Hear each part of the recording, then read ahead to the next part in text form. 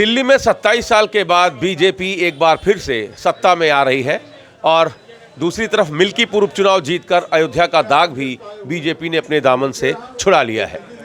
इस वक्त हम पप्पू की अड़ी पर मौजूद हैं, यानी ये वो चाय की दुकान है जहां प्रधानमंत्री जी कभी यहां आकर चाय पिए थे। अरे श्रीमती जी, कुछ तो सस्ता लो, बचत करो। नहीं श्रीमान जी, सब बढ़िया लो, रहने दीजिए। इसमें क्या खास बात है? थोड़े में ज्यादा स्वाद, यही तो है इसकी खास बात। वाह मामा, क्या स्वाद है। अरे मेरे राजा, यहाँ पप्पू जी जो है, जो इसके ऑनर है, वो इनके प्रस्तावक भी रहे थे। तो एक तरीके से पप्पू की अड़ी चूँकि राजनीतिक विमर्श के लिए इसकी एक पहचान है, और जब सारे चैनलों और अखबारों में ये चर्चा चल रही है कि कितनी सीटें आ रही हैं, किसको बीजेपी जीत रही है तो कितने सीटों से, तो इस समय यहाँ ये चर्चा चल रही है कि मुख्यमंत्री कौन होगा, दिल्ली का मुख्यमंत्री कौन होगा। चूँकि ये वो जगह है जहाँ विश्वनाथ प्रताप सिंह, पूर्व प्रधानमंत्री जो अब इस दुनिया में नहीं, उनको राजऋषि की उपाधि दी गई थी इसी पप्पू की अड़ी पर, और यहाँ जॉर्ज फर्नांडिस से लेकर तमाम बड़े नेता यहाँ बैठकी करते थे। ये वो अड़ी है जहाँ से बहुत से लोगों ने राजनीतिक का कहरा सीखा और फिर इस समय राजनीतिक जीवन में सक्रिय हैं। तो अब पप्पू की अड़ी पर हम मौजूद हैं, लोगों से बातचीत कर रहे हैं। 27 साल के बाद बीजेपी सत्ता में आ रही है, सब जगह चर्चा है कि कितनी सीटें मिलेंगी किसको। यहाँ चर्चा चल रही कि मुख्यमंत्री कौन होगा। देखिए, यहाँ सीट का महत्व नहीं है, बीजेपी सरकार बना चुकी, हम लोग मान के चल रहे हैं।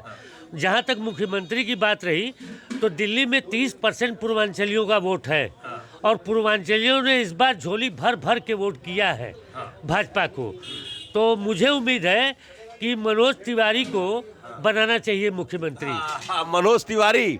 मनोज तिवारी काशी हिंदू विश्वविद्यालय के छात्र रहे हैं, और उनका जो वो चूँकि पहले लोक गायक थे, उसके बाद फिर भोजपुरी फिल्मों में गए और फिर सुपरस्टार मेगा स्टार बने, उसके बाद फिर पॉलिटिक्स में गए। इसी 80 पर उनके राजनीतिक कैरियर की भी शुरुआत हुई और गाने की भी जो शुरुआत हुई वो इसी 80 पर से हुई थी। आप लोगों ने तो देखा ये सब, तो मजे में देखा है उनको, पढ़ते समय से लेके अब तक उनको हम लोग देख रहे हैं। मनोज तिवारी अच्छी प्रतिभा के धनी हैं और सज्जन व्यक्ति हैं, और सबसे बड़ी चीज़ है कि उनमें उनके गानों का जो आकर्षण पूर्वांचलियों में है वो लाजवाब है। तो बाबूजी, बन गए क्या मुख्यमंत्री मनोज तिवारी? बनना नहीं चाहिए उनको। योगी के अलावा देखिए, ये सब तांत्रिक भी हैं, मेहनती भी है, भगवत कृपा भी है। महाकुंभ लगा, हाँ, उसमें मोदी रह गया, इसलिए जो है मुख्यमंत्री लायक तो है नहीं, क्योंकि मेरे साथ तो रहे हैं वो मनोज तिवारी 80 पर रहे हैं, लेकिन नेता निकल गया, संगीत का भी मास्टर निकल गया, बोलना बस सीख लिया। अब जो है भगवान की कृपा रहेगी तो मुख्यमंत्री तो नहीं होगा, लेकिन इसमें कुछ होगा जरूर। तो ये बताइए कि जो दिल्ली में बीजेपी जीती है, ये किसकी जीत है? ये तो मोदी, कोई भी साथ नहीं देता तो मोदी का कमल खिलता है। वो उसको अकेले कमल खिला सकता है मोदी या योगी, अकेले ही। इन सब मेहनत करते हैं, कुबेर हैं, हमारा चाणक्य बैठा हुआ है अमित शाह, इसलिए जो है ये दिल्ली मिल्कीपुर भी जीत गई बीजेपी। मिल्कीपुर में तो हम 100% जीते हैं। हाँ, राजेंद्र प्रसाद के बाद अगर किसी को 100% के ऊपर नंबर देता हूँ तो मोदी को 1 से 10% नंबर दे सकता हूँ।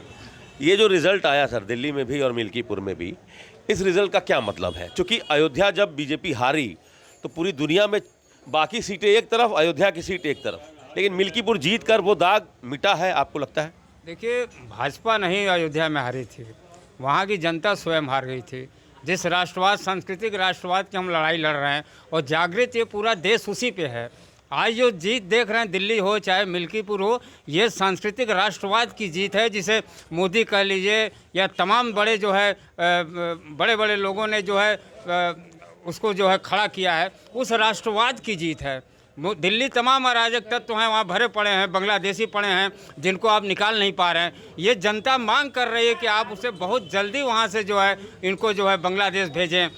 भाई एक रास्ता भी जो है ट्रंप ने बताया है इनको कि हम अवैध लोगों को अमेरिका में नहीं रहने देंगे। ये भारत के लिए भी एक रास्ता है, भारत को भी इस पर काम करना चाहिए। और ये सांस्कृतिक राष्ट्रवाद की जीत है, भाजपा उसका अंग है, प्रयास भाजपा ने किया है और भाजपा सफल हो रही है। और मिल्कीपुर में अयोध्या के लोगों की जीत है, उन धार्मिक लोगों की जीत है जो राम के साथ थे। अभी पिछली बार उन्होंने गलती किया है जिसका सुधार उन्होंने किया है। आप क्या कहना चाहते हैं? मिल्कीपुर जो चुनाव हम लोग जीत रहे हैं, मतलब योगी मोदी जी के नाम पर चुनाव जीता जा रहा है। दूसरी समस्या है जो अब लोकसभा में लोग गलती किए थे, उस गलती को सुधारने का काम इस बार कर दिए हैं। और दिल्ली में जो है, ये दिल्ली का जो चुनाव बीजेपी जीत रही है, पूर्वांचल और मध्यांचल के लोगों की वजह से चुनाव जीता गया है। और इसका श्रेय मनोज तिवारी को जा रहा है, 10 साल का श्रेय। अच्छा। हाँ, जो कि एक क्रिकेटर, अभिनेता और संगीत के पहले वो एक क्रिकेटर थे। हाँ, क्रिकेट बैटिंग बहुत अच्छा करते थे और दिल्ली में बैटिंग कर दी इस बार। तो मनोज तिवारी को श्रेय मिलना चाहिए जीत का। एकदम मिलना चाहिए। माँ महिषासुर मर्दनी की जय, माँ महिषासुर मर्दनी की जय। मुख्यमंत्री बनेंगे? हाँ बनेंगे, निश्चित बनेंगे, निश्चित बनेंगे मनोज तिवारी। क्या सर रिजल्ट देख के क्या कहेंगे आप? रिजल्ट ये बताता है कि झूठ की राजनीति, हमेशा विक्टिम कार्ड खेलने की राजनीति बहुत दिन तक नहीं चलती। ये होना ही था और ये हुआ। रही मुख्यमंत्री की बात, तो मैं समझता हूँ कि प्रवेश वर्मा और रमेश विधूड़ी इसके ज़्यादा प्रबल दावेदार हैं। वैसे चूँकि बिहार को साधना है, इसलिए पार्टी जो है मनोज तिवारी के नाम पर भी विचार कर सकती है और उनको भी इस कतार में रखा जाना चाहिए।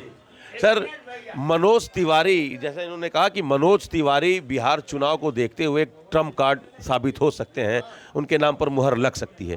आपको लगता है कि इस बात में वजन है? देखिए, 3 दावेदार तो हैं।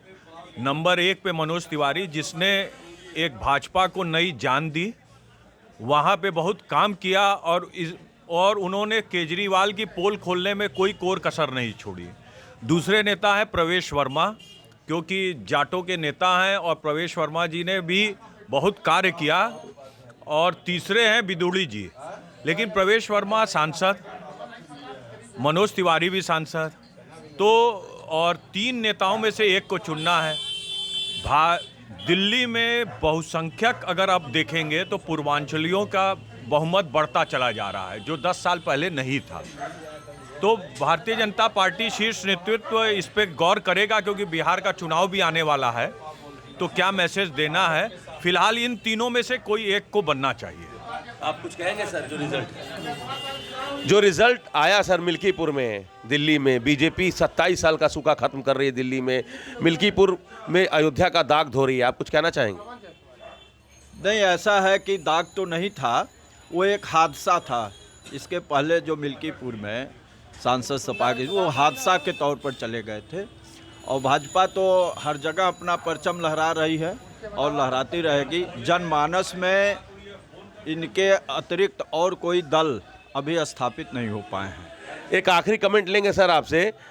बिहार चुनाव 3-4 महीने से 5 महीने में बिहार चुनाव है और मनोज तिवारी के नाम की चर्चा शुरू हो गई है। आपको लगता है कि मनोज तिवारी को अगर दिल्ली का मुख्यमंत्री बीजेपी बनाती है तो इसका असर बिहार में होगा? क्योंकि भाई साहब ने कहा जैसे कि इसका लाभ बिहार में बीजेपी लेना चाहेगी। नहीं, बिल्कुल लेना चाहेगी और मिलेगा भी, क्योंकि मनोज तिवारी खाटी बिहारी हैं, इसमें कोई दो राय नहीं। पढ़े, शिक्षा दीक्षा लिए उत्तर प्रदेश में, राजनीतिक कार्य क्षेत्र बना दिल्ली। तो मनोज तिवारी का जो पूर्वांचल में प्रभाव है, जो फिल्मों का, उनके गानों का, तो वो प्रभाव तो कम नहीं हुआ है, वो तो लगातार अभी तक बना हुआ है। तो उसका असर तो पड़ेगा। जब उनको चीफ मिनिस्टर बनाया जाएगा दिल्ली का, तो बिहार के चुनाव में उसका ज़बरदस्त असर पड़ेगा। ये है।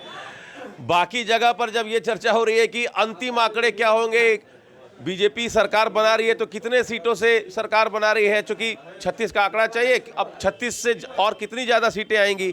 उस समय 80 पर ये चर्चा चल रही है पप्पू की अड़ी पर कि मुख्यमंत्री कौन होगा। और पप्पू की अड़ी के जो लोग हैं, जो सियासत को बहुत बेहतर तरीके से समझते हैं, सियासी नब टटोलने में जिनका कोई जवाब नहीं है, उनका ये कहना है कि मनोज तिवारी ट्रम्प कार्ड हो सकते हैं। इसकी वजह ये है कि इसके पहले जो विधानसभा का चुनाव बिहार में हुआ था उसमें राष्ट्रीय जनता दल ने शाहाबाद में ज़बरदस्त परफॉर्म किया था, बहुत अच्छा परफॉर्मेंस रहा था राष्ट्रीय जनता दल का। तो अगर मनोज तिवारी मुख्यमंत्री बनते हैं दिल्ली में तो इसका असर उन 125 सीटों पर भी पड़ेगा जो शाहाबाद के 4 जिलों में जिन सीटों की गिनती होती है। आरा है, उसमें रोहतास है, बक्सर है, भभुआ, इन इलाकों में चूंकि ठीक ठाक ये भोजपुरी बोलने वालों का होल्ड है। मिथिलांचल में वैसे भी बीजेपी अच्छा परफॉर्मेंस करती रही है पिछले 2-3 चुनावों से, लेकिन शाहाबाद में मनोज तिवारी को अगर दिल्ली में मुख्यमंत्री बनाया जाता है तो इसका असर पड़ेगा, पूर्वांचल पर इसका असर पड़ेगा। और ये एक बड़ी वजह है जिसकी तलाश में हो सकता है कि बीजेपी के शीर्ष नेतृत्व भी इसके तलाश में रहा हो और अब जाकर शायद ये मंशा उनकी पूरी हो। तो मुख्यमंत्री मनोज तिवारी बन सकते हैं। ये पप्पू की अड़ी के जो विशेषज्ञ हम जिनको कहते हैं इन लोगों का ये कहना है कि दिल्ली में हो सकता है कि मनोज तिवारी मुख्यमंत्री बन जाए और इसकी वजह है बिहार में होने वाला विधानसभा का चुनाव। Amit Singh, TV9 UP, Varanasi. अरे श्रीमती जी कुछ तो सस्ता लो, बचत करो। नहीं श्रीमान जी, सब बढ़िया लो, रहने दीजिए। इसमें क्या खास बात है? थोड़े में ज्यादा स्वाद, यही तो है इसकी खास बात। वाह मामा, क्या स्वाद है। अरे मेरे राजा, राजा मसाला।